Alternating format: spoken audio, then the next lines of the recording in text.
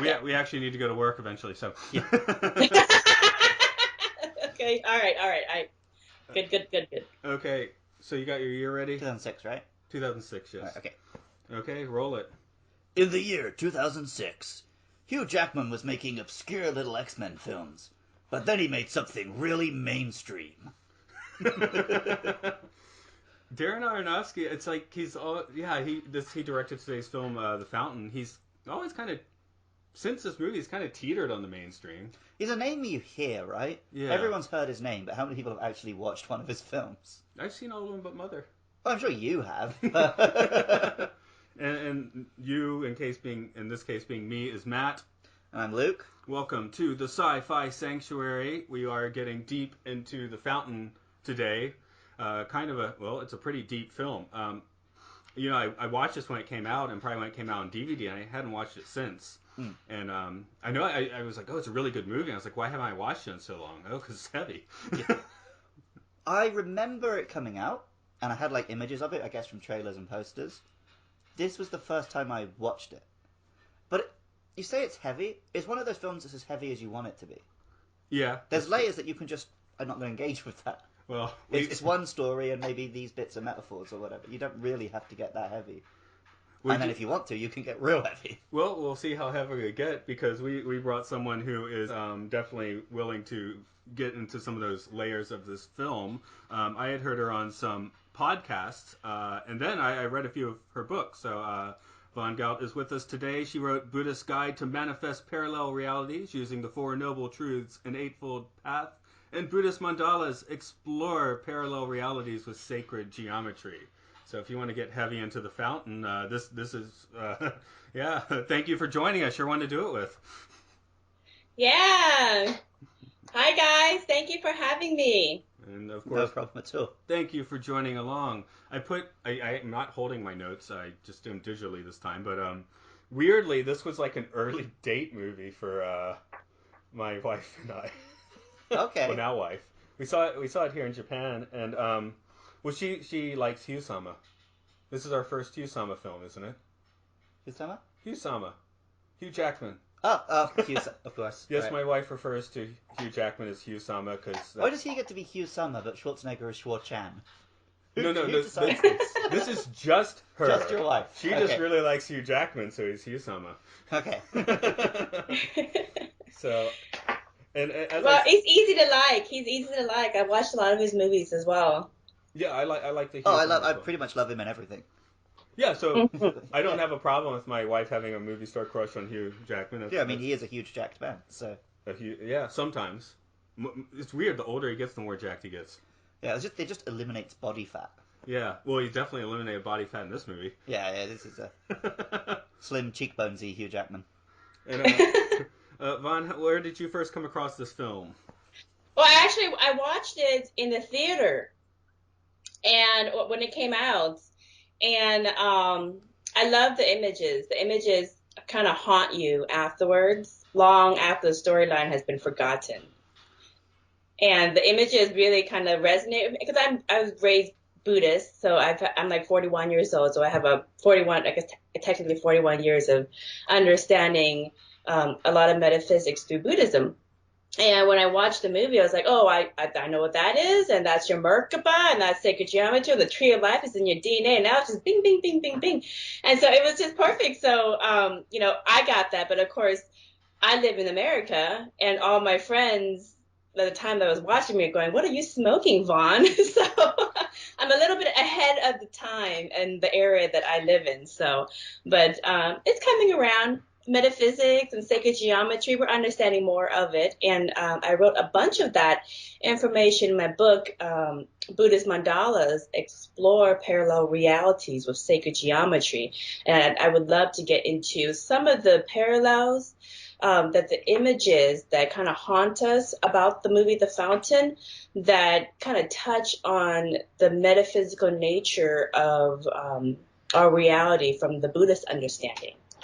And that's where I am. When I saw the movie, I was like, whoa, this is trippy. I didn't pick up on it. And not having watched for 13 years, I started reading books on many of those things. And now watching it this time, it's like, whoa. So even with some of the Mayan stuff that's like, kind of divorced from the Buddhist stuff, but it's all a nice little fusion of all those ideas here, I think. Yeah. It's kind of funny that, I always come with the understanding that the universe or consciousness that is inside everyone, and everything kind of instead of kind of blowing your mind, it kind of gives a little bit of a teaser, kind of like a little trailer of things to come. And so then you know a little bit more as you further along the journey. But the interesting thing about the fountain that is the nice parallel between the Mayan visuals and some of the imagery that represents a lot of the concepts in Buddhism is that, we had a funny year called 2012, and there was a lot of paranoia around that, and that's long done and gone. But 2012 is actually a year of change. It's in Buddhism, or in the Thai Buddhist calendar, it's the year 2555, which those repeat fives are a symbol of changes. So, but the Mayans have the very similar belief that Buddhists and Native Americans and chiefs in the Pacific Islands and Easter Island, and many of these indigenous cultures at around the same time were marking around 2012 as the end of a 26 million year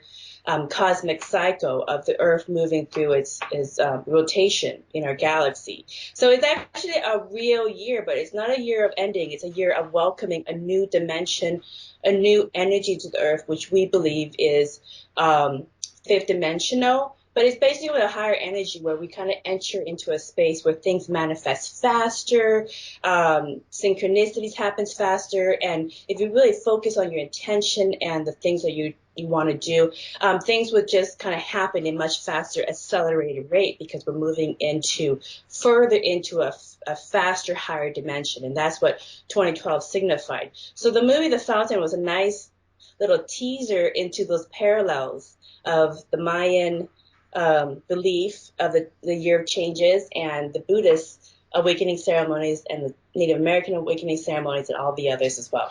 The West was not tapped into it because they've been disconnected from the source of the material. But everybody else knew what it was. So that's really funny about that imagery.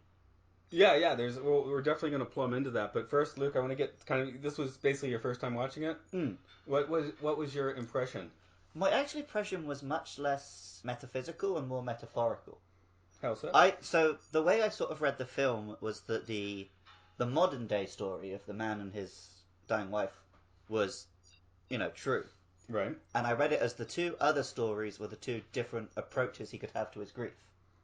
Where the conquistador was desperately trying to find literal physical immortality in this world, and then the sort of the space hermit monk was trying to find a more spiritual acceptance kind of immortality. And they were just like the two parts of his psyche during this one very grounded story.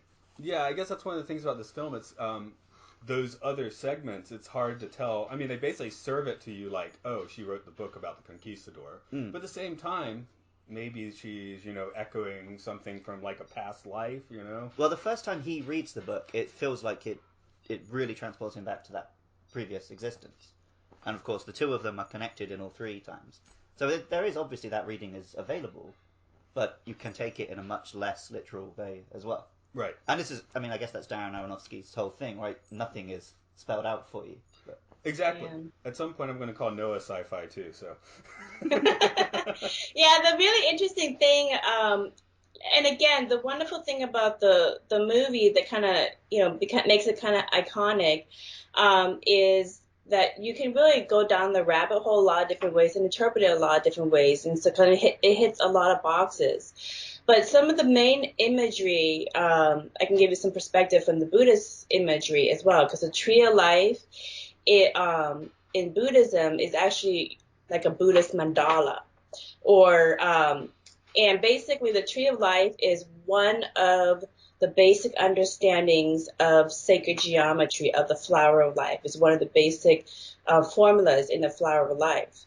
And in my book, Buddhist Mandalas, I explained that all sacred geometry in all of the major religions, whether it's yin yang, symbol or the toroidal field in modern science, or Metatron's cube in or Merkabahs in Judaism, or Sri Yantra in Hinduism. They're all touching on different ways of seeing the same exact sacred geometric form, which is the tree of life, which I've proven in my book scientifically is your DNA. Your DNA is the tree of life, and all knowledge about all of everything in the cosmos is in your DNA. So, and that's the scientific understanding of the tree of life, of sacred geometry. And when you put it all together, it's actually an energetic form that builds a bubble around you, and it's scientifically proven.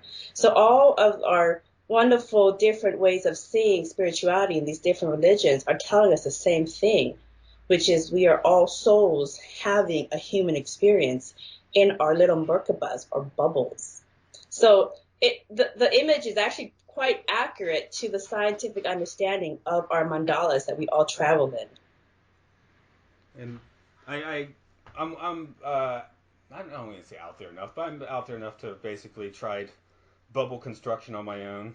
Luke, how about you?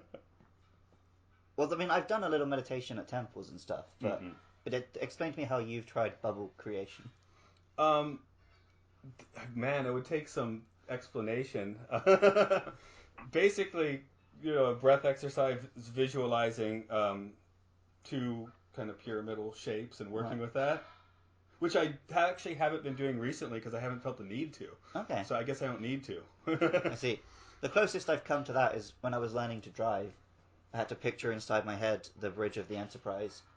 And I had that works. I had okay, so Mr. Sulu's on the steering wheel, Mr. Chekhov's on the pedals, Spock's on the gear shift, and that was how I was able to control it. Anyway, this particular... That is so funny that you bring up pyramids, because I'm actually putting this in my second Buddhist Mandalas book that I'm rewriting and putting in, book 2. Everybody is made of atoms, and all your atoms are a bubble. You can look this up in science. And each atom does not touch another atom in your body, but each atom is in its own pyramid. And they're nowhere even close to the others. It's not even close. It looks like a city grid, but basically all your atoms are individual atoms sitting in its own pyramid next to each other, and that's what makes you. And they've already shown this. I think there's a German university that has a 3D image of atoms in pyramids. So that's why we all love pyramids so much, because we recognize it as ourselves. We're in day-to-day life. Nothing touches anything, right? Correct. When something touches something else, that's when you get nuclear explosions. Right. So. I'm going to just quickly read a synopsis of the movie, because the idea here is people can, listen to this or watch this, and maybe they haven't seen it for a while. So just to refresh them and sort of give them the viewpoint we're coming from. So here we go. I basically took it and went linear, because I guess that's how my brain wanted to go with it. But in the 16th century, Conquistador Thomas Verde is out in New Spain to find the Tree of Life. The Queen of Spain, under seditious actions by the Grand Inquisitor, has tasked him with this mission to achieve what may be heretical immortality. Fighting through the Yucatan, Verde loses all of his well-armed men and is forced to climb a Mayan pyramid to face his executioner, who instead recognizes him as the first father. Verde passes by and reaches the Tree of Life, which absorbs him into his undergrowth. Tom Creo is a modern-day experimental brain researcher whose surgery on monkeys has the ulterior motive of trying to cure his wife Izzy, who is dying of brain cancer. His team manages some amazing breakthroughs, but not the ones to stop a tumor from growing. Izzy has been writing a book about a conquistador in New Spain, but tasks Tommy to finish it, as she is no longer afraid of her quickly impending death. Tommy's scientific team finally makes the breakthrough that may have saved Izzy, but only after she passes on. A future astronaut, who resembles both Tomas and Tommy, is traveling in some kind of space bubble, populated but by what seems to be the Tree of Life, its bark providing the only sustenance. It is in flight to the Mayan god star of Zilbaba, while our astronaut friend is haunted by the spirits of both Izzy and the Spanish queen. While the tree does not quite survive to the destination, the ensuing supernova of Zilbaba vaporizes the astronaut while bringing life back to Izzy, who then passes on a sweet gum seed to her surviving husband to plant by her grave. So I decided, I mean, I got your metaphysical thing as well, but I was like, I'm just going to take it as literally as possible. Mm-hmm. That's one way I mean, to yeah, go. those are the events that happen in the film. Right. But when you spell them out like that, you don't really get the themes and emotions of it. That's kind of why I spelled it out that way? Yeah, I know. Yeah, I love that. I love the parallels that it has about showing the three different I call them experiences instead of lifetimes. I know some people take it literal, like in a linear progression, but in the metaphysical space of Buddhism, everything's happening at once, and everything is interchangeable and fluid based off of the now, based off of your experience of now. So what you see, perceive, do will change the past and it will change the future. And so the wonderful thing about the movie The Fountain is that they show his past of the conquistador, trying to accomplish the mission, as well at the same time, his experience in what I think looks like Nirvana, because there's nobody else around. He's in his own bubble in the spirit world, beyond the spirit world. Anyway, so there's that parallel experience, and then there's the current time frame where he is the doctor. And so it makes a nice, the nice thing about it is it touches on that concept, at least when I look at it, of parallel realities all existing at the same time, all interchangeable and all relying on one another to figure things out. And as one figures it out, they all of a sudden have an epiphany at the same time. And it all comes back to, at the very end, he's like, I'm not going to search anymore. I'm going to go out for a walk with my wife. So he finally realizes it's about the now. And by doing that, he changes all of the others at the same time. So it's, for me, it's a metaphor of very, very basic beliefs in Buddhism and in a lot of esoteric circles. Yeah, I've heard. So that's kind of how I see it. I've heard people mention, I guess, the Buddha under the tree, and some other people talking about having relatively enlightened moments of actually kind of passing through and rectifying past and future lives. So that's kind of interesting. I haven't been to that moment myself, but who Yeah. knows? Yeah, you can get into that where you can kind of touch on like Mandela effects or personal Mandela effects, and people going, wait, that's not how I remember it. And so what did they do in their present moment that all of a sudden changed the past, that all of a sudden they're seeing something different than they remember in like logos or experiences. So it kind of gets into a whole different offshoot of parallel realities, but it's a nice teaser Well, into that topic. even without going into actual parallel realities or physically adjusting the past only exists in our heads, and Right. they are not very reliable. So changing your memories in a positive way and thinking, instead of looking back at this with regret, I'm going to look back at it and take lessons, is something we can do in the now. Exactly. Exactly. And I think that's a very powerful message that he went through the conquistador doctor went through this whole journey to the very end, to realizing it's all about enjoying the moment and taking advantage of the time that he has now with his wife. And when he does that, it changes all the others at the same time. Well, the more he fights into the temple, the more he obsesses about his science, the more out of control his responses become, where he's just screaming at people. He's trying to force the square into the circle. So I sort of mentioned he was not like floating downstream. He was like swimming against the tide in those moments, more or less. Yeah. And they portray that very well in that he is, and in those moments, he's not a likable character. Yeah, you're kind of wondering. I mean, I guess you assume that him and Izzy were like a charming couple, but it's like this guy's not charming because he's obsessed and he's scared and he's worrying too much about the future. Well, we see brief moments of him being, the nice husband which we presume he was before all this. Right. And yeah, when he tries to fight against it. So I read up a little interview with the director, and he was talking about he visited and investigated people who were dying very young, and he said the thing he found was often the person who's dying accepts that a lot faster than their loved ones, and then for them the frustration is that they've accepted this and want to enjoy the moment, and everyone else is trying to fight it. Right. And I think if you are just going to take this as an entirely the only part that's literal is the doctor and the wife, that's the message that he's trying to get across. Is that the correct ending is when he just goes for the walk with his wife, enjoys them now. Let's make clear from the beginning in his space bubble. Yeah. I thought it was interesting mentioning the space bubble as being kind of a nirvana, because I remembered it being that way. But watching again, we recently did the film Silent Running, where they have the echo domes, and one of them falls to waste, but it's nice. It's like nature in space. The space bubble is very brown and mostly dead looking, because the tree of life is almost dead at the start. Hugh looks like someone who's not doing so well at that point, or Tom, or whatever. Yeah, the light. He reminds me of, that children's book, The Giving Tree, where the kid just takes and takes, and then he sits on the stump, and somehow the tree is thankful. And you have two different reactions of kids.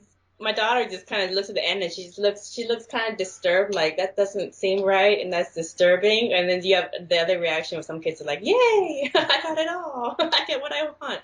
So yeah, in the movie, he kind of reminds me of the kid that's sitting on the stump. We've already been getting a little deep into it, but I guess we've talked about Hugh Jackman plenty of, but the actresses in this movie are of note as well. Just to quickly get on that, we got Rachel Weisz. I assume I'm saying her name correctly, but I think that's how it's said. Yeah. Yeah, she was kind of like up for a 5-year period. It seemed like she was actually pretty much on track to be someone we'd see a lot. She's in The Mummy and the sequel, a few other things. Of course, this. I like her quite well. She's very good in this movie. Yeah, more so than Hugh, actually. Her two different characters are very different. Whereas with Hugh, it could be the same person in different costumes, the three Toms. Right. Whereas her, she plays, literally the Queen of Spain. Yeah. I assumed it was supposed to be the same person 3 different times, basically. Yes, right, yeah. Whereas with her, it's much more... You can really see the difference in those two different characters. Yeah. Yeah, I see that as well. What are some of the other imageries that really kind of haunt you guys after you're like? There's like 2 or 3 for most people. The bubble is one. Yeah. And the tree of life is another. But what are some of the him, other ones that kind of running up the pyramid is very clear in my head. That image of him just from behind. The warriors are all at the bottom urging him on, and he's just running up to he doesn't really know what. Something that really hit me this time, which I didn't remember at all, was the Inquisition executions. Oh yeah, that's he's just. Oh yeah, the parallels between the church. He's just smack talking as they slowly bring him up and then plop him all to the ground. I was like, whoa. I grew up with a Catholic grandmother and lots of horrific Catholic imagery, so I'm kind of desensitized to that stuff. But yeah, it's always really grim. Yeah. Especially like the Spanish Inquisition stuff. That's like the height of it. Right. I just, it's no Mel Brooks Inquisition. That's for sure. Yeah. That one's got a nice snappy tune and everything. Yeah. But that one's, it didn't stick in my mind, but it struck out to me watching it this time around. Yeah, you saw a little bit more. The other thing I really remembered, and I didn't even remember where it was in the movie, was simply being in the art museum looking at the Mayan exhibit. Huh. I didn't even remember her collapsing. I remembered it was once she was sick, but for some reason, I guess being sick and being out in the museum stuck in my mind, which is not like a vibrant image, but it's interesting. It stuck around. That's something I definitely remembered, having not watched this for about 12 years. And it was a little cheesy, but the first reveal that they were operating on a monkey, not a person. Oh yeah, that was a nice little moment. I forgot about that, to be honest. Yeah, I didn't see it coming, and I was just like, "Oh, okay, you got me, film." And yeah. Just one other actress to give a shout out to, of course, is Ellen Burstyn, who was, I guess, kind of part of Aronofsky's crew at this point. Who's I guess she's the director of the lab. Yeah, I wasn't quite sure what position she was, but just her role was I clear. think she was like the head director Yeah. of the facility. Yeah. Just she's someone that was in Requiem for a Dream as well in a very, very, very different role. So Okay. it's, just to throw out that she's quite a good actor. But Yeah. she I was very good here at, in turns, being very strict and very warm where appropriate. Being a real, person. human, very human performance. Yeah. It's funny because like the director of this movie originally wanted to cast two different people as the Doctor and as Lizzie. And I think Kate Blanchett Yeah, I think it was Brad considered. Pitt was the Was male it lead. the other one? Yeah. Yeah. So two A-listers, and for whatever reason, the stars did not line up for them to get that, and they got Hugh Jackman and Rachel Weisz as well. And I actually think that they do a better job because they're kind of like deeper in terms of their essence than those other two. Those other two are I still really get like a deeper connection. I do think to Brad Pitt material. is a good actor, but I can never see him as normal human being. Really? Why so? He's too handsome. Like when Brad Pitt played Achilles, he was perfect because he looks like a Greek god. But when he's meant to just be like a down on his luck doctor, I just can't see it. My wife thinks Hugh Jackman looks like a Greek god. Yeah, but one of the cool gods, like he's like Poseidon or something. He's not like one of the shiny ones. Okay, there we go. That's funny. So his handsomeness goes against him for likability. Yeah. Well, he's likable, but he's just not relatable. Mm-hmm. That's like in the '90s, Legends of the Fall. I didn't really enjoy that movie because of that. It was too much. And then he did 12 Monkeys, where he's just straight up crazy, and that disconnect, I guess. So it worked well for a lot of people, to be honest. So Yeah, well, yeah, I like him in he's Fight Club. yeah, Because in that one he is like this larger than life. Well, as it turns out, figment. Yeah. But Yeah. yeah. Yeah, I did enjoy Fight Club because I mean that was perfect because you envision your alter ego, what would as a man. I mean that hits a lot of the buttons for a lot of guys. It's got to be like so, super handsome, super everything awesome, so unrealistic. But no, I think the casting turned out really really well because it just kind of flows with the energy of the movie. So I enjoy it. I watched it for this, and I like. Oh, I still like it. The same images still haunt me. Well, it works for the same reason Hugh Jackman worked as Wolverine, in that you can look into his eyes and see just a lot more years there than are actually there. He's just got a deep look to him. More experience here, I guess. Yeah. Yeah. I guess Hugh Jackman would definitely be an easier sell as the Zen Buddha, going into Nirvana than Brad Pitt. I feel like it would come across a bit tongue in cheek with Brad Pitt. Yeah, I can see that too. Because he's also good in like comedies and stuff. But I mean, I don't know. I haven't seen the version with Brad Pitt. Maybe it was a masterpiece, but oh, maybe that's in an alternate reality. Yeah. We'll see how that one might have turned out. Because the other thing, when it was Brad Pitt and Kate Blanchett, the film also had twice the budget. So I think he had way more, maybe even more different tangential stories and more effects shots and things. Is that where we ended up with so much chemicals and water for this movie? Which looked fantastic. Chemicals and water always look good for your effects. Yeah. It's all like macro photography and stuff, not CG. No, I know appreciating this at a time because this was like, prime time CGI and everything. So when I saw the fountain, I was like, whoa, this stuff doesn't look CGI. Was quite nice. Well, we're now at the point where CGI can look like that. Yeah. But in 2006, it couldn't. Yeah. No, I think that everything worked out for a reason because we don't really know how he would have used that extra budget. I mean, would he have used it just to pay the two leading stars more money? And you would gotten the same, more money, and then you would gotten the same effects, or would he actually use it on the effects? Because for whatever budget they had, it looked very organic. And I mean, you wouldn't want Nirvana or the journey of Samsara or all these metaphysical esoteric concepts or these imagery that they touch on to look mechanical. it wouldn't sell, especially for like someone like myself who, that is the space that you swim in. One thing we often talk about missing is I miss the days when you watch a film and you don't know how they did that. And for these Oh, kind of metaphysical yeah. things, that's what you want to feel. You want to look at the screen and be like, I don't quite know what I'm looking at here. And that is quite a lot of what you get here. Yeah, the best I could do is chemicals and water. So Yeah. how they actually did it, I don't know.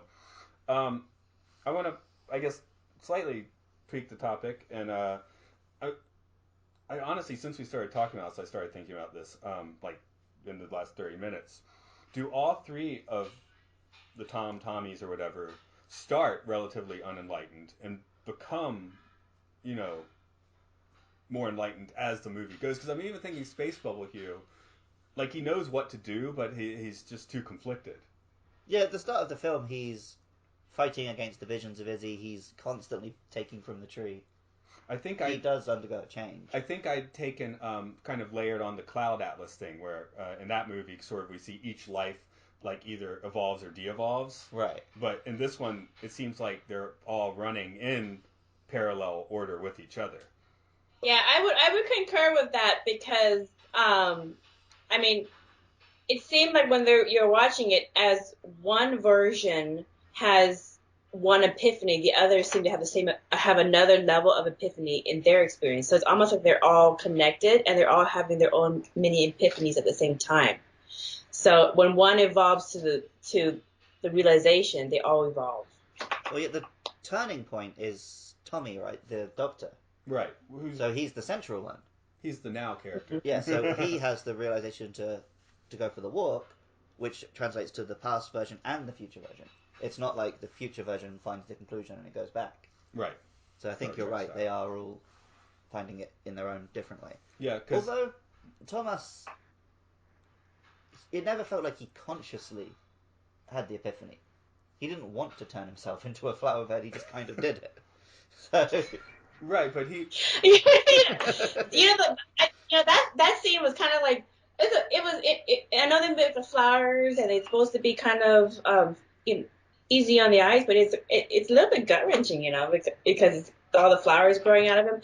I like to think that the flowers that are growing out of him are impatience.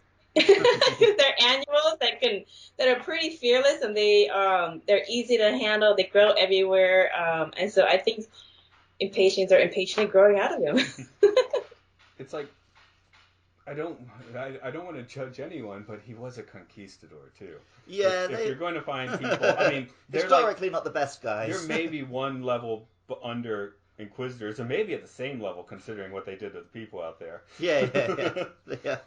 Maybe he was a groovier one, but it's hard to call any of those guys particularly groovy. He did kill a lot of people in this film. Yeah. I mean, he's just. I read Graham Hancock. He's usually a nonfiction writer, but he wrote a few historical fiction books, War God, where he tried to do the whole Cortez things. Very good books, but yeah, it's the same thing in the battle scenes, just completely brutal. They're packed in steel, holding steel, with guys that are not wearing armor and have obsidian blades. I mean, there's no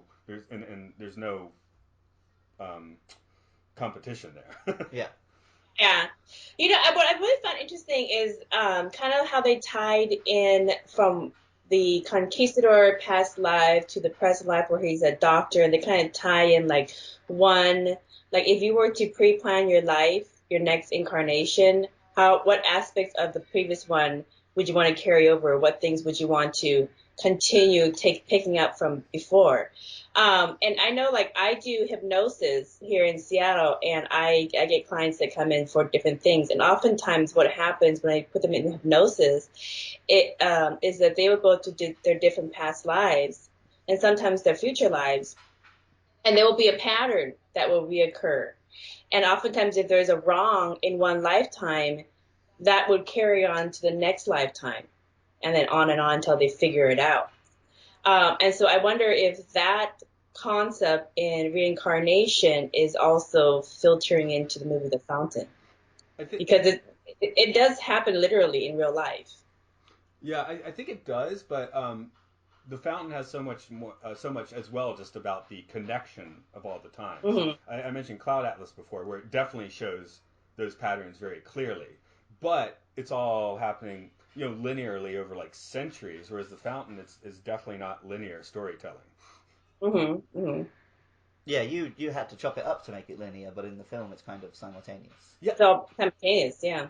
Yeah, the flow of the story requires that it not be linear, which is Yeah. kind of why I wanted to break down my telling of the story as linear, just to Yeah. just to separate the story and what's actually happening a bit. Yeah. You can tell the story, like the way I say is, whether it's linear or parallel, is you're telling the same story. It just depends on the vantage point in which you're looking at.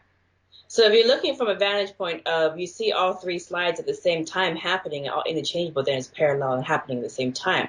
But if you take one view from one slide and then look outward, then you're seeing the linear aspect. So it's just different ways of seeing the same picture. Kind of like all of us, we're having different ways of seeing the same movie. Yeah, something to think about. But yeah, to your previous point, because on one hand you could look at it that the conquistador was a killer, and then the Doctor is trying to save lives. So in one way he's changed. His next life he's doing the opposite. But his approach That usually happens in reincarnation. But his approach to being a Doctor is still the approach the conquistador had. He's constantly fighting. He's loyal. He's aggressive. He hasn't changed his approach. He's just the enemy he's fighting is now disease and cancer, not Mayan people. Yeah, the circumstances have changed, but his character is still actually very similar. Mm-hmm. Maybe he has an issue of control. He needs to let go of trying to control the outcome, or just accept the reality and try to work with it. I don't know. It goes into existential questions of how do you want to exist in your life, whatever life you're living. So I mean, acceptance, I think, is one of the biggest themes of the film, so that's definitely fair to say in all three stories. No, I think maybe 8-10 years ago, I would say to people like, man, I haven't changed at all since high school. That's fantastic. I'm living my real, right? Now I'm like, oh my God, that's the worst possible thing you could do. Yeah, right. I was like, I'm true to myself. I'm the same person, but you can't be the same person. You're bashing. You can't be the same person if you have kids. Yeah, you're bashing your head against the wall, right? Oh, kids are a mirror. Kids are a mirror to you, a living, walking, talking mirror. Right. So like, no, I gotta censor myself. I don't want them to say that. No, that's right. But I mean, even without the kids, just in general thinking, like if you're the same person you were a year ago, you didn't evolve. Yeah, if you're not changing, you're not improving. Yeah. So. Yeah, that's true. Do we think that in this movie he improved, he changed? I mean, obviously he did at the very end, but how many lifetimes did it really take? Well, it took all three, like in parallel. That's the interesting thing in this one, I think. Parallel, yeah. Yeah. I don't know. Should we talk about Izzy a bit? She obviously is a little more balanced. She's a supporting actress, Yeah, a lot of times in the film she felt less like a character and more like a motivation, which was a shame. Exactly. Yeah, I did have the manic pixie dream girl run through my mind. I guess this is the era of that. Yeah, a little bit, but she does have a bit more depth to her. Oh, of course. But... Well, and yeah, with what's going on and all that. So, and I think because what this film is about it's about the experience of someone else dying and how to deal with it. So it's understandable that it's not really about her. But in the grand scheme of cinema, there are a lot of films where a woman just dies to motivate a man. So I don't want to completely forgive it. The queen, that's true too. The queen directly gives him his mission. True. Izzy gives him a mission by circumstance. In the future one, Izzy and the Queen are trying to give him his mission, which is just take a walk, right?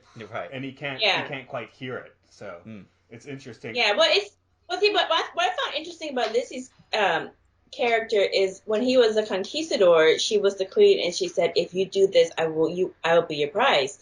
Now he obviously accomplished that, and she was his prize in the next incarnation in the Doctor lifetime. So he got his prize as that incarnation with the wife, and then in that one, her whole mission was to just accept her death and come for a walk and enjoy the now that you have now with me. And eventually, by the end of the movie, he does do that, and then obviously he had this epiphany in Nirvana or the spirit world, whatever it is.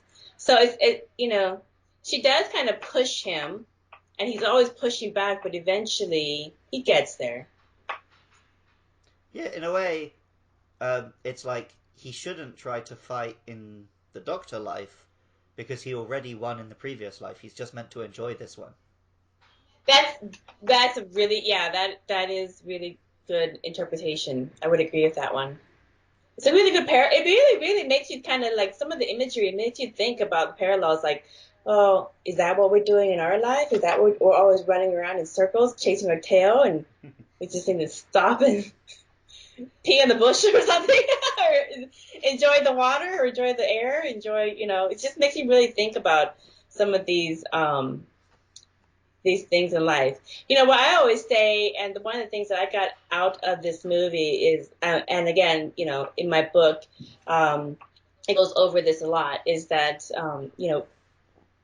what I think Lizzie and also the doctor or conquistador came to the understanding, and this is my understanding from this, is that, your soul having a human experience, and however once the human fully realizes that, then their sixth senses come online, just like the doctor did.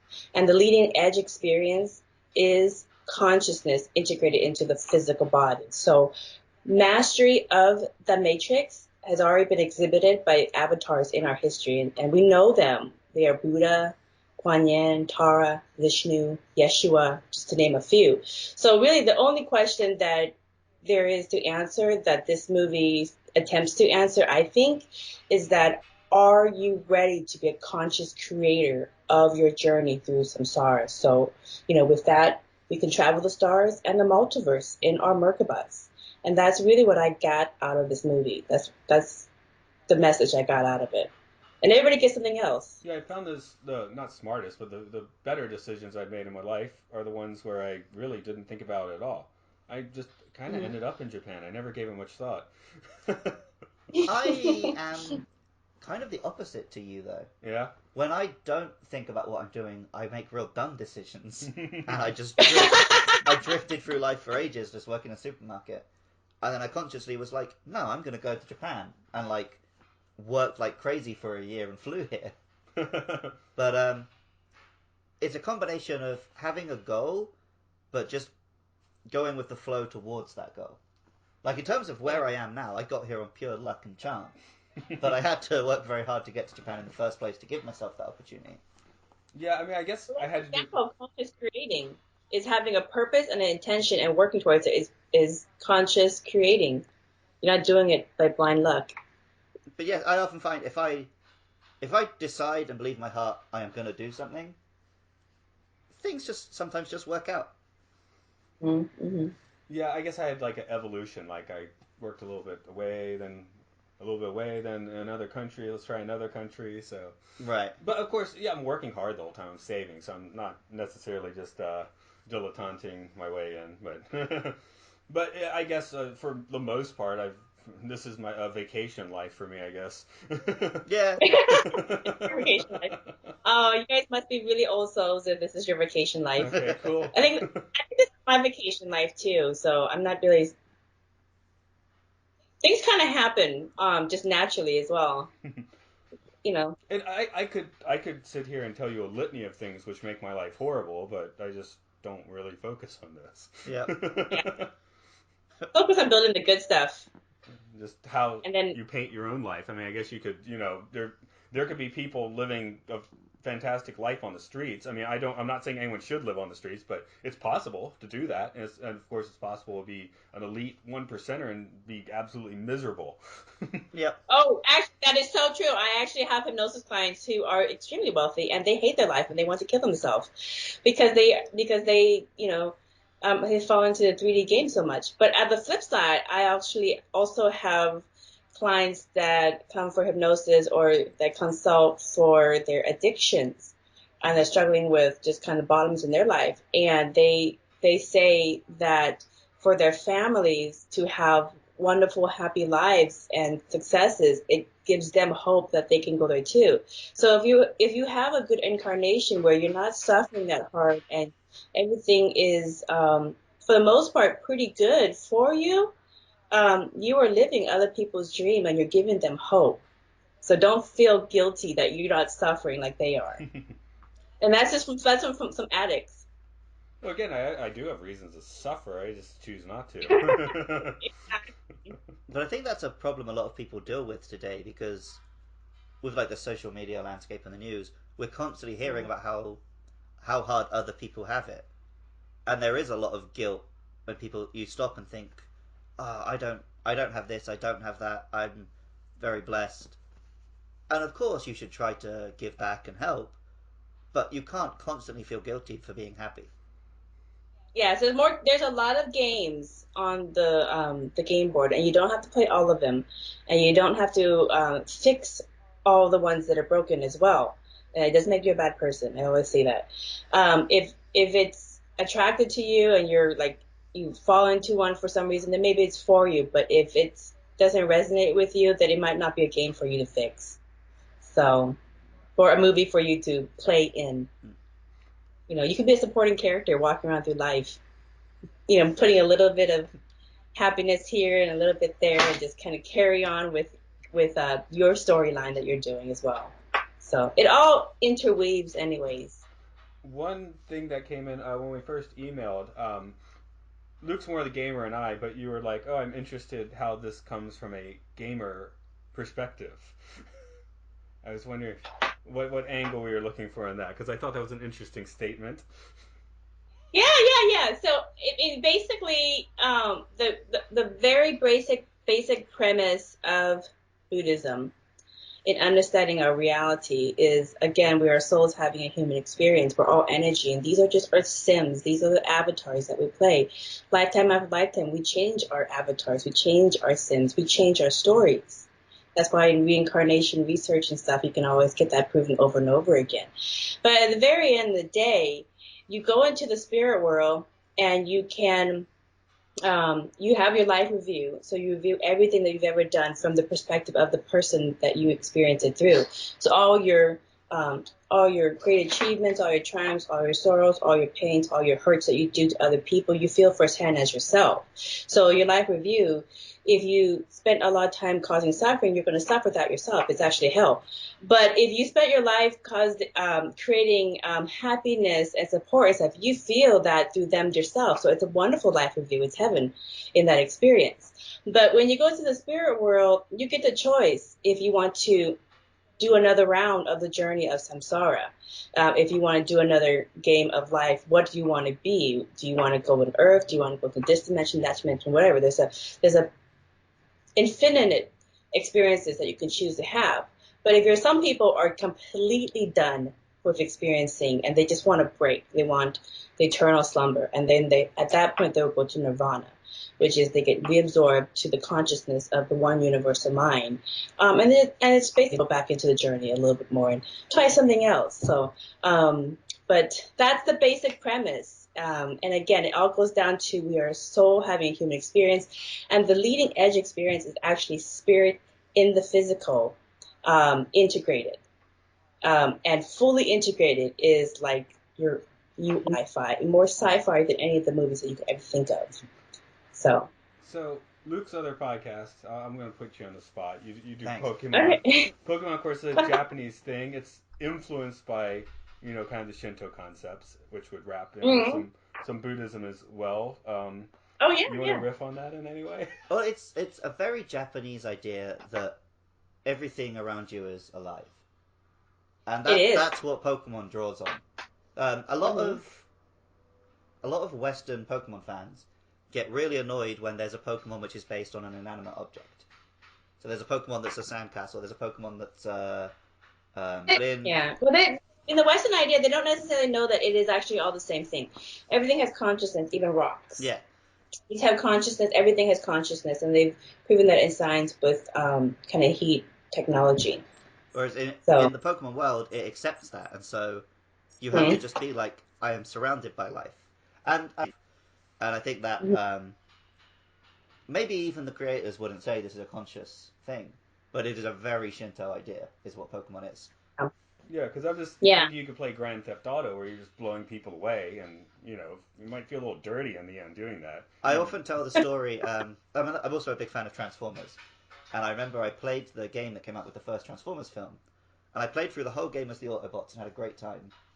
I played the first level as the Decepticons and had to stop because at the end I killed Bumblebee and felt really sad. You're like, no, not Bumblebee. I like Bumblebee.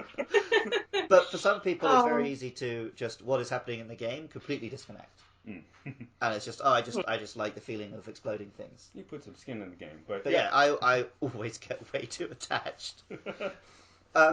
Interestingly, I don't know how much of a gamer you are, but the My husband plays games. the given word that we use for the player character in a game is avatar.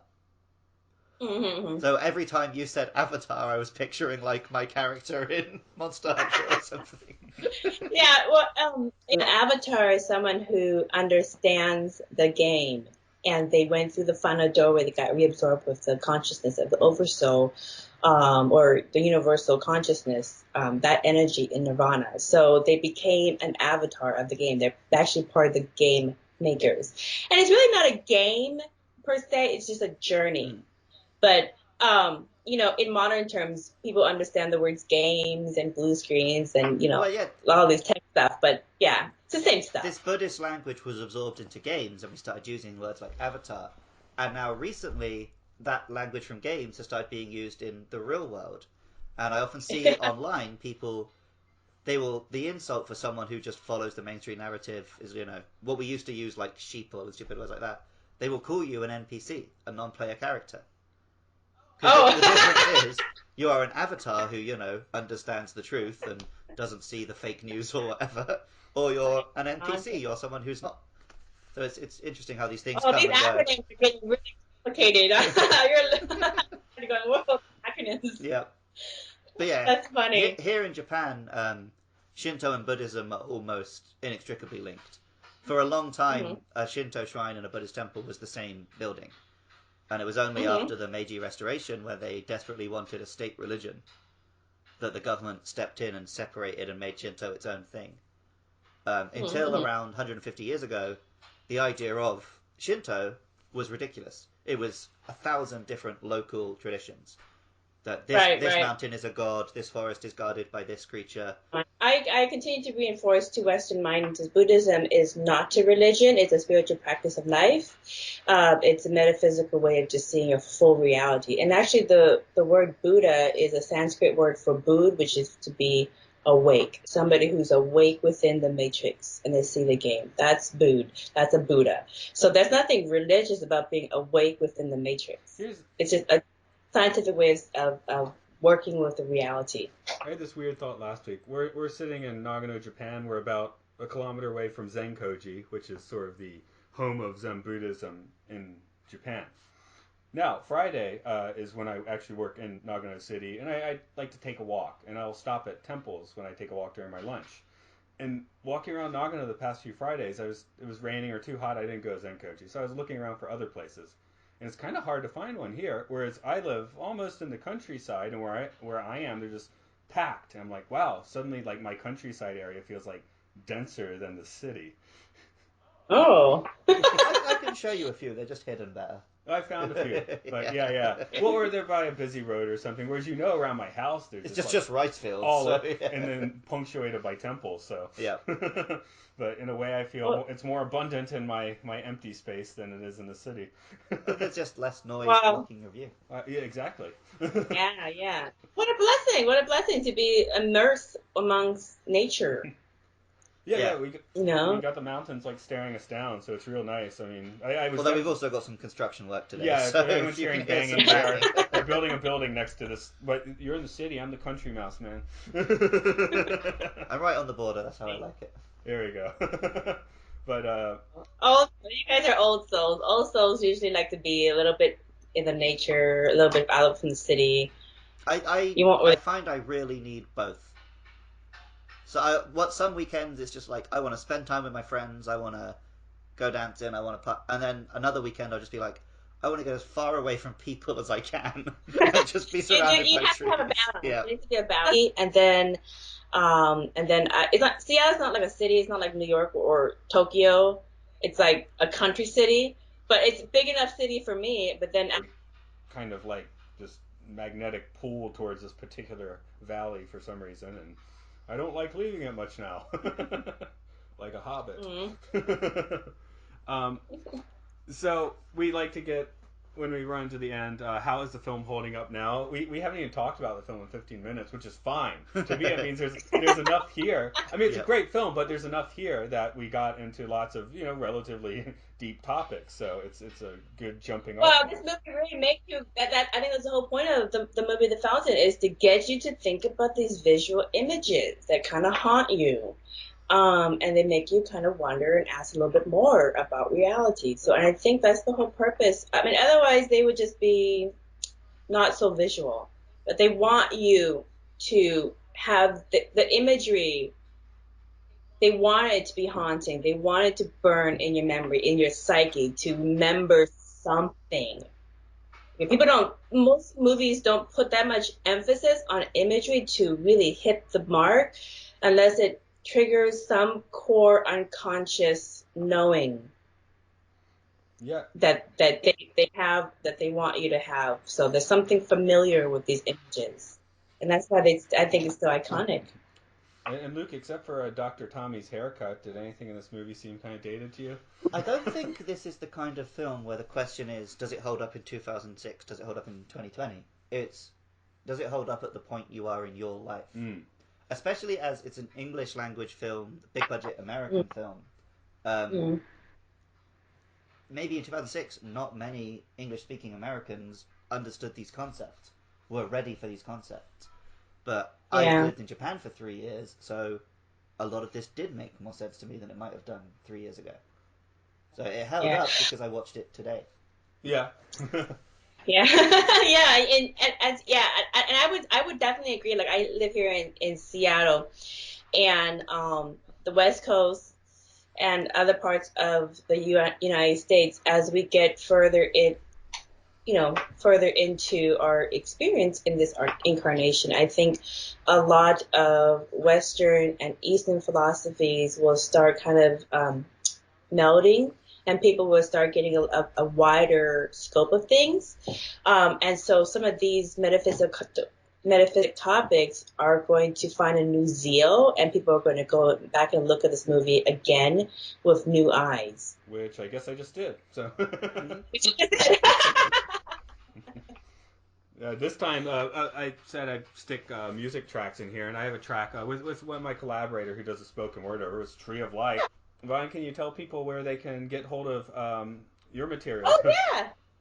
Yeah. So if you want my book, which is a 20-year research project on the scientific understanding of your Merkabah, or the sacred geometry or tree of life that is in your DNA, that you are, it is this book. And it's beautiful Kuan Yin in her Merkabah, in her bubble.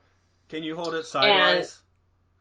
And yeah, because I read it, but I read it digitally, so I never knew how long it was. Oh yeah, the print version is about 399 pages. Actually, it's exactly 399 pages, which is, it's funny because it's the ancient number for let go of things that do not serve you, and that's the back of it. So you read a pretty thick book. The digital version is obviously, you can't tell what you read, how thick it is. But anyways, and it's got beautiful imagery of sacred geometry inside it.